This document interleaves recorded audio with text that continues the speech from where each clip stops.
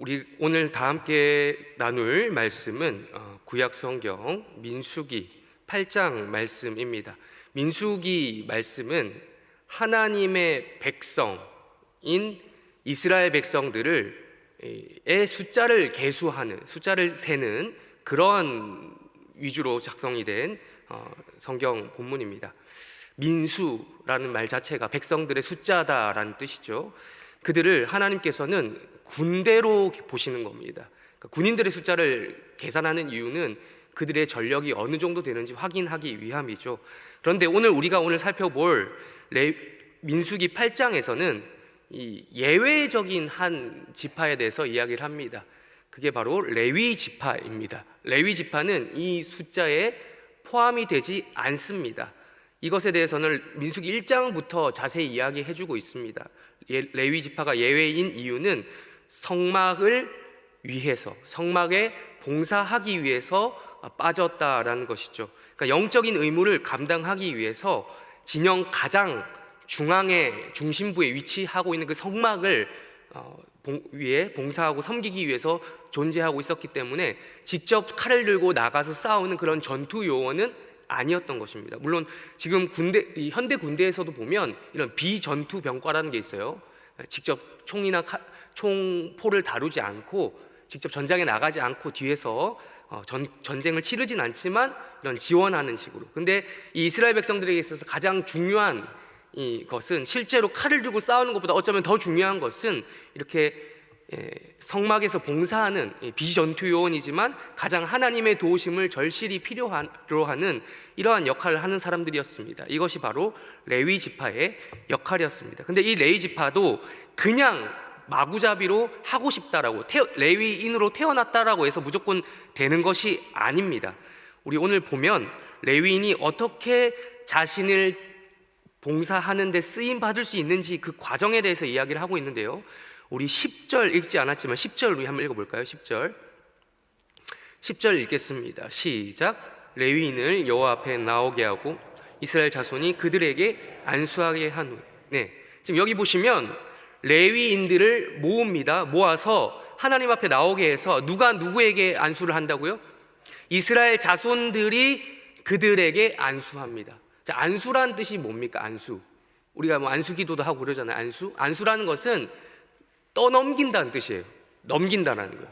내 안수기도를 통해서 하나님의 능력과 권위를 내가 너에게 넘긴다라는 표현을 하는 거잖아요. 그런 것처럼 이 이스라엘 백성들이 자신의 그것을 누구에게 맡긴다는 거예요? 레위인에게 맡긴다는 거예요. 원래는 모든 이스라엘 사람들이 레위인처럼 살아야겠죠. 그런데 현실적으로 모든 직장이 나름의 직업이 다 있기 때문에 그런 것들 다 모든 사람들이 레위인처럼 살고 싶어도 그렇게 살 수는 없는 거예요. 그래서 레위인에게 그걸 맡기는 겁니다. 그러기 위해서 이 안수라고 하는 이 퍼포먼스를 통해서 이런 행동을 하는 거죠. 그런 다음에 어떤 일을 하느냐. 우리 11절 읽었지만 다시 한번 11절 읽겠습니다. 시작.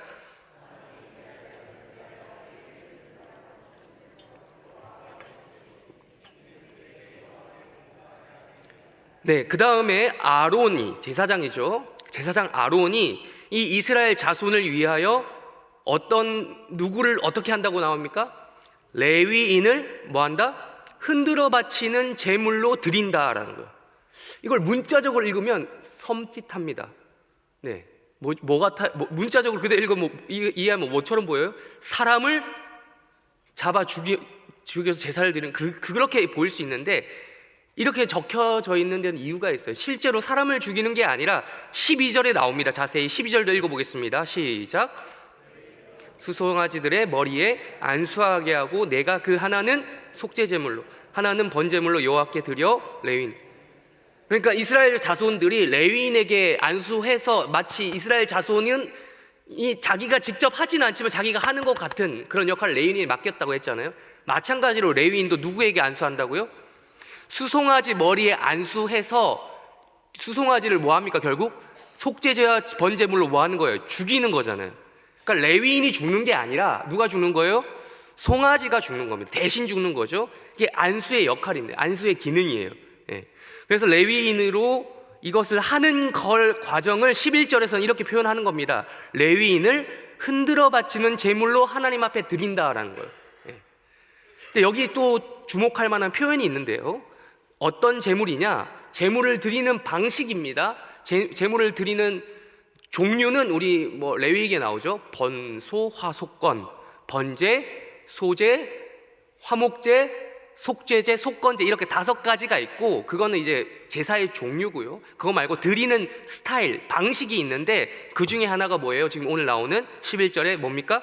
흔들어 바치는 제물이 뭐예요? 12절에도 나오죠. 또 12절에 나오나요? 13절에 나오죠. 13절 뭐라고 나옵니까? 요제입니다. 똑같은 말이에요. 똑같은 말.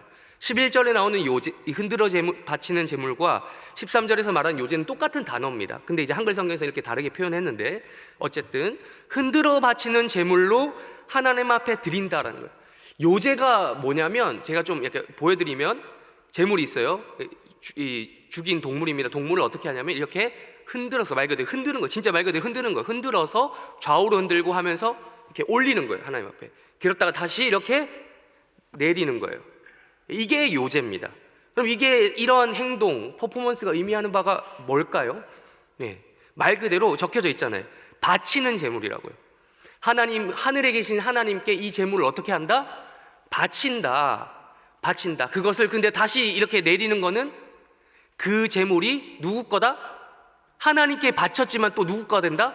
우리 거가 된다라는 뜻이에요. 2가지 의미가 같이 있습니다. 그러니까 바꿔 말하면 레위인이 자기 대신에 죽은 그 동물을 바치면서 동시에 누구도 바친다?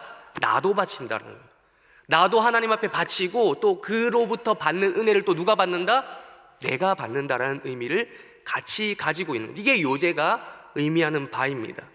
그래서 이렇게 레위인이 이런 흔들어 바치는 제물로서 거룩하게 구별되는 과정이 있음을 민수기 8장에서는 이야기하고 있습니다. 우리 14절 읽지 않았지만 14절 읽어보겠습니다. 시작.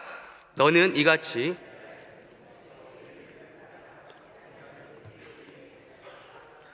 네, 이렇게 하나님께서는 이 레위인을 구별하는 독특한 방식으로 이 요제라고 하는 방식을 허락하셨습니다. 물론 앞에 이제 레위기 성경 레위기에 보면 레위인 중에 레위인이라고 할 수 있는 제사장, 레위인 중에서도 또 제사장 가문이 따로 있잖아요. 그 제사장들 또한 요제로 하나님 앞에 제물을 바치는 장면이 나오는데, 레위인도 마찬가지로 이렇게 이런 과정을 통해서 구별된다라는 것을 우리가 알 수 있습니다. 근데 우리가 오늘 또 다른 날주 본문인 시편 44편을 넘어가기 전에 민수기 하나만 더 살펴보고, 오늘 날주 본문 아닙니다. 나중에 볼 건데 미리 한번 살펴보고 넘어가도록 하겠습니다. 민수기 16장 1절 2절 말씀 우리 한번 읽어보겠습니다. 조금 뒤에 있는 민수기 16장 1절 2절.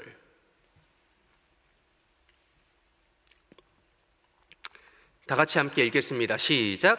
레위의 증손 고핫의 손자 이스라엘의 아들 고라와 르우벤 자손 엘리압의 아들 다단과 아비람과 벨렛의 아들 온이 당을 짓고, 이스라엘 자손 총회에서 택함을 받은 자 곧 회중 가운데서 이름 있는 지휘관 250명과 함께 일어나서 모세를 거스르니라. 여러분들 잘 아시는 사건, 본 적 있을 법한 사건입니다. 고라와, 흔히 말하는 고라당이죠. 당. 고라와 그 몇몇의 사람들이 모여서 당을 짓고 누구를 거슬렸다고 합니까? 모세를 거슬렸다. 우리 읽지 않았지만 3절에 보시면 모세만 거스른 게 아니라 모세와 누구요?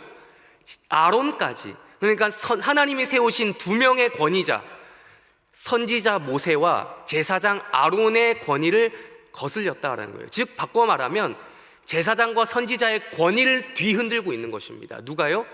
레위의 후손인 고라가 그 짓을 하고 있다는 겁니다. 우리 앞서 살펴봤죠?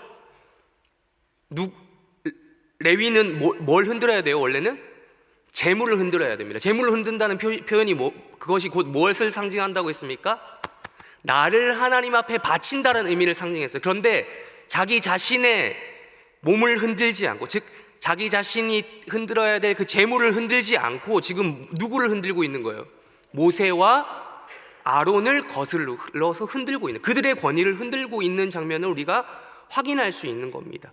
제사장은 흔들려야 될 존재가 아닙니다. 선지자는 흔들려야 될 존재가 아니라 그 재물을 흔들어주는 역할, 심지어 레위 자손의 것, 레위 지파의 것 또한 흔들어줘야 되는 입장이 제사장의 역할입니다. 그런데 이 고라는 레위의 후손으로서, 레위 지파로서 그 재물을 흔들도록 하는 것이 아니라 제사장의 권위를 흔들고 있더라라는 겁니다.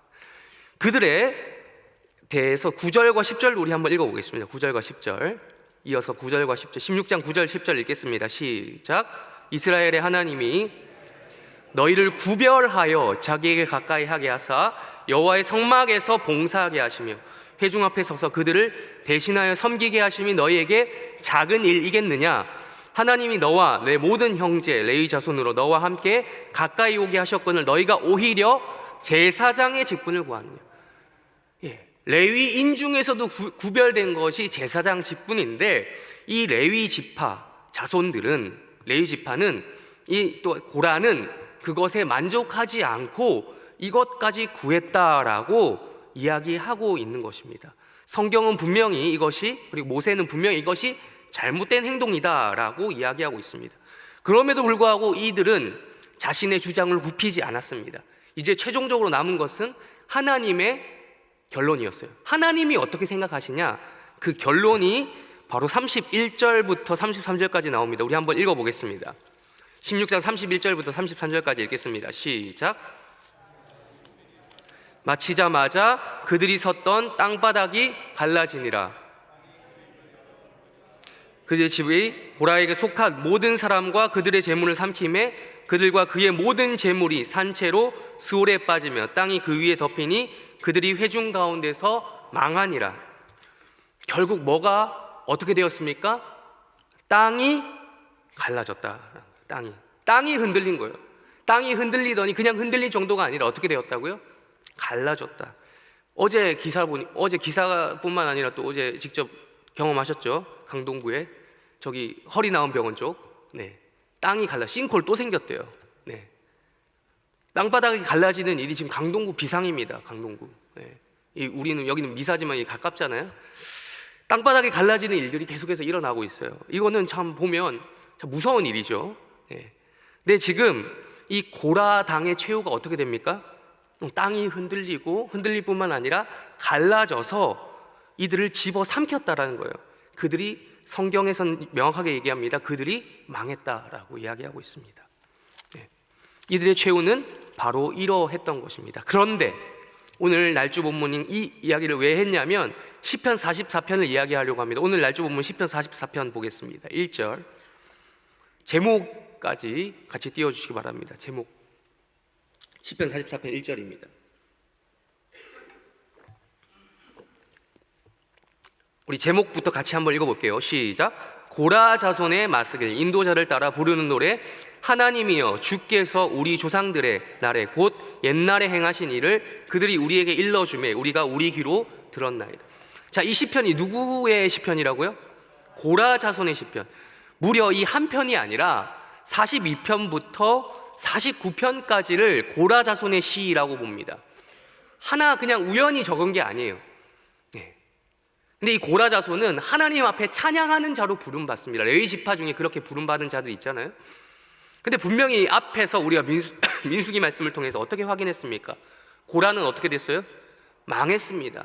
그런데도 불구하고 고라 자손들은 어떻게 되었어요? 이렇게 하나님 앞에 쓰임받고 있었더라라는 겁니다. 흔히 말하는 연좌죄가 적용이 되지 않았습니다. 고라는 믿음이 흔들려서 망했지만 고라의 자손은 그 믿음이 흔들리지 않고 굳건히 하나님을 향한 믿음과 신앙을 유지하고 있었더라라는 거예요. 여기 보시면 마스길이라고 되어 있는데 마스길에 해놓고 이제 그 각주 달려있는 성경 있으실 겁니다. 뭐라고 적혀져 있죠? 교훈이라고 적혀요. 교훈.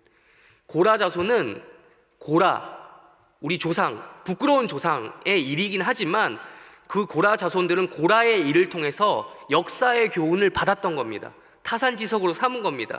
그래서 망하지 않을 수 있었던 거예요. 아니, 망하지 않을 뿐만 아니라 지금 성경에서 볼 수 있듯이 오히려 적극적으로 그 신앙을 하나님 앞에 드러내고 표현하는 것이 시편에 적혀져 있는 것입니다. 이렇게 시편을 남기며 하나님을 찬양했던 것이죠. 그래서 하나님의 권위를 자신들의 조상인 고라는 인정하지 않았지만 이 고라의 자손은 하나님의 권위를 인정하는 일들, 그래서 옛날에 행하신 일, 하나님께서 우리 조상들에게 베푸셨던 은혜들을 이야기할 수 있었던 것입니다. 즉 바꿔 말하면 자신을 흔들어 바치는 그런 헌신이 고라 자손에게는 있었다라는 거예요. 믿음이 흔들린 것이 아니라. 그래서 즉 바꿔 말하면 또 요제의 고백, 요제로 드리는 고백이 이 고라 자손에게는 있었다라는 것을 다시 한번 확인할 수 있습니다. 우리 22절 읽어볼까요? 22절 44편 22절 말씀 읽겠습니다. 시작. 우리가 종일 주를 위하여 죽임을 당하게 되며 도살할 양같이 여김을 받았나이다. 자, 양이 아니라, 우리가 죽었다가 아니라 어떻게 해요? 양같이, 마치 레위 지파가, 레위 자손들이 안수해서 재물에게 안수를 해서 그 떠넘긴 것처럼, 그리고 그 재물이 대신 죽여져서 하나님 앞에 요제로 드려진 것처럼 지금 고라 자손 또한 이러한 고백을 하고 있는 겁니다. 이 말씀은 로마서 8장 36절에서 인용된 아주 유명한 말씀이죠. 우리가 종일 주를 위하여 죽임을 당하게 되며 도살할 양같이 여김을 받게 되었다. 이것이 바로 레위 지파, 민수기 8장에서 말하는 레위 지파의 그러한 요제의 고백이 아니겠습니까? 고라가 잃어버렸던 것을 고라의 자손은 회복했던 것입니다. 우리 또 다른 날주 본문 히브리서 보시겠습니다. 히브리서 6장 1절 2절 말씀입니다.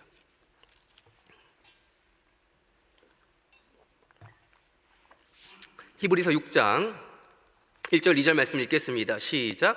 그러므로 우리가 그리스도의 도의 초보를 버리고 죽은 행실을 회개한 것, 하나님께 대한 신앙과 세례들과 안수와 죽은 자의 부활과 영원한 심판에 관한 교훈의 터를 다시 닦지 말고 완전한 대로 나아갈지니라. 아멘. 자, 히브리서는 당시 신약이죠. 이제 유대인으로서 기독교인이 되었던 자들을 위해서 쓴 편지입니다. 기독교인이 되었는데 왜 이 편지를 쓸 필요가 있었는가? 바로 그들의 믿음이 뭐하고 있었다? 흔들리고 있었다라는 겁니다. 믿음이 흔들리고 있었어요. 다시 유대교로 돌아오라고 하는 그러한 유혹에 마음이 흔들리고 있었습니다. 유대교로 돌아오라는, 다시 그렇게 율법을 열심히 지켜서 살았던 그런 본성 같은 그런 것에 마음이 다시 끌리기 시작했다는 거죠. 그런데 이제 그래서 지금 히브리서 기자가 1장부터 계속 지금 우리가 읽은 6장 앞장까지 5장까지 계속해서 이야기했던 한 가지 주제가 뭡니까? 예수님이 뭐다? 제사장이다. 대제사장 중에 대제사장이 누구다? 예수님이다. 그러니 유대교로 돌아갈 필요가 있다 없다? 없다라는 얘기. 그러니까 마음 바꿔 말하면 너희들의 믿음이 흔들릴 필요가 있다 없다? 없다. 흔들리지 마라라는 이야기를 하고 있는 겁니다. 그래서 6장 1절에서 이렇게 얘기하죠. 1절 보십시다. 1절 그러므로 우리가 뭘 버리고? 그리스도의 초보를 버리고, 그리스도의 도를 버리자는 게 아니라 초보를 탈출하자는 겁니다. 그리스도를 버리자는 게 아니라 그리스도 도의 초보를 버리고. 언제까지 초보에서 머물래라는 거예요. 이미 비유하자면 이미 서울대 합격한 친구가 다시 수능 보겠다는 겁니다. 다시 수능 다시 공부하겠다는 거예요. 이 말이 되는 이야기입니까? 말이 안 되는 이야기죠. 이미 갔는데 왜 공부합니까? 이미 그리스도를 믿었는데 왜 다시 그 초보의 단계로 다시 가자는 거예요. 죽은 행실을 회개함, 율법주의적인 이야기를 하는 거죠. 율법주의적인 그 고해와 같은 행동을 계속하는 그런 것들로 돌아가지 말자는 거죠. 또한 하나님께 대한 신앙, 여기서 말하는 하나님께 대한 신앙은 아주 유대교적인 신앙, 그거 얘기하는, 그걸 버리라는 거예요. 그걸. 그리고 2절에서 말한 세례, 안수, 죽은 자의 부활, 심판, 이런 것 다 이미 다 뗐어야 되는데 아직도 시간이 몇 년인데 아직도 이걸 가지고 고민하고 있냐라는 거죠. 기독교 교리를, 너희가 기초 교리를 이미 다 배웠고 믿었는데 그것이 왜 다시 그걸 가지고 돌아가려고 하냐라는 이야기를 하면서 뭐라고 이야기합니까? 어디로 나아가자? 2절 완전한 대로 나아가자. 여기서 말하는 거 오해하지 마시기 바랍니다. 완전한 대로 나아가자는 것은 우리가 완전한 사람이다, 우리는 무결한 사람이다 라는 것을 이야기하는 것이 아닙니다. 그리스도 그 자체가 완전하다라는 거예요. 우리가 믿는 대상이신, 우리가 믿는 대제사장이신 예수 그리스도가 완전하다. 기독교라고 하는 이 종교가 하나님으로부터 시작된 종교이기 때문에 그래서 완전하다라는 것을 이야기하는 거지 우리가 완전하다는 뜻이 아닙니다. 그래서 이러한 이야기를 해주고 있는 것입니다. 우리가 오늘 날주 본문은 아니지만 히브리서 12장 말씀, 좀 뒤로 갈게요. 12장 말씀으로 오늘 결론을 내려고 합니다. 흔들리는 이들의 믿음 가운데 히브리서 기자는 어떻게 마무리하고 있는지 확인해 보겠습니다. 히브리서 12장 28절 읽겠습니다. 히브리서 12장 28절 다 같이 함께 읽겠습니다. 시작. 그러므로 우리가 흔들리지 않는 나라를 받았은즉 은혜를 받자. 이로 말미암아 경건함과 두려움으로 하나님을 기쁘게 섬길지니. 아멘. 자, 그러므로 뭐라고요? 우리가 흔들리지 않는 나라를 받았은즉 뭘 받자? 은혜를 받자. 뭐 싱크홀 생기고 난리 났다고 그랬죠. 이렇게 변수가 많습니다. 우리 주변에는 변수가 넘치는 세상 가운데서 흔들리지 않는 나라를 받았음에 감사하시는 하루가 되시길 주님의 이름으로 축원합니다. 또한 은혜를 받는 하루가 되시기를 주님의 이름으로 축원합니다. 이곳이 뭐 다른 곳이 아니라 하나님 나라 천국 아니겠습니까? 이 나라를 우리는 믿음으로 받았으니 다시 흔들리면 되겠습니까? 안 되겠습니까? 흔들리면 안 된다라는 것입니다. 흔들리지 않는 나라에 대한, 흔들리지 않는 내 믿음을 소중히 여기시며 28절에서 말씀하는 것처럼 경건함과 두려움으로 하나님을 기쁘시게 하는 삶이 되시기를 주님의 이름으로 축원합니다. 그래서 우리는 레위인처럼 노동하는 삶을 살아야 합니다. 오늘 무슨 날입니까? 노동절이죠. 노동절은 노동자의 날이라고 해서 노동자는 쉬는 날이지만 우리는 어떤 의미에서 레위인처럼 노동할 의무가 주어진 사람들입니다. 세상과 하나님 사이에 서서 우리의 대제사장 되시는 우리의 유일한 중보자를 붙잡으며 그를 전하는, 예수를 전하는 방식으로 이렇게 하나님을 기쁘게 섬기시는 하루가 되기를 주님의 이름으로 축원합니다. 이것이 우리의 노동입니다. 마지막으로 권면합니다. 믿음을 흔들리지 않게 하되 우리의 헌신, 우리의 몸은 계속해서 요제로서 흔들리는 방식으로 하나님께 올려드리시는 그런 하루 되시기를 주님의 이름으로 축원합니다. 우리 다 같이 주기도문으로 기도하시고 각자 개인기도 제목 가지고 기도하시고 하시다가 때가 되면 돌아가시길 바랍니다. 기도하겠습니다. 하늘에 계신 우리 아버지여, 이름이 거룩히 여김을 받으시오며 나라의 임하옵시며 뜻이 하늘에서 이루어진 것 같이 땅에서도 이루어지이다. 오늘날 우리에게 일용할 양식을 주옵시고 우리가 우리에게 죄 지은 자를 사하여 준 것 같이 우리 죄를 사하여 주옵시고 우리에게 다만 악에 속아 없어서 대개 나라와 권세와 영광이 아버지께 영원히 있사옵나이다. 아멘.